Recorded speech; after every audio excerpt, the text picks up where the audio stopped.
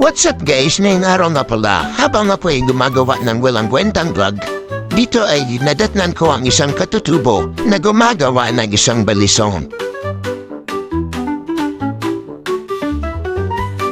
Itong katutubo na pala guys ay nagmula pa sa Madayong Kanduran sa bundok ng Sikay na kung tawagin ang lugar na ito ay far west of Mansigkay na sakop ng bayan ng Banga sa probinsya ng Aklan.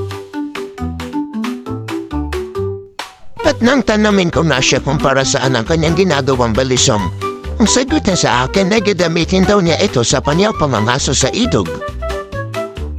Kita niyo yan guys, meron palang nabubuhay na isang katutubo na kayang mangaso sa ilog.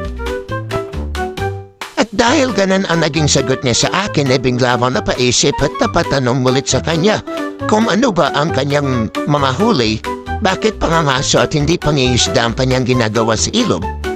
At ang sagot naman niya sa akin ay mga monster daw na isda at pinakita niya ito sa akin. Ayan niya pala guys yung mga nahuli niya.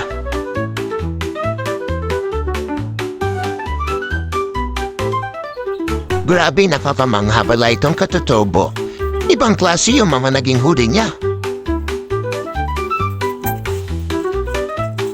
Hanggang dyan na lamang guys at sana ay nag-enjoy kayo sa inyong pananood. Sana makahuli pa ang katutubong ito ng maraming monster na isda. Goodbye guys, have a good day.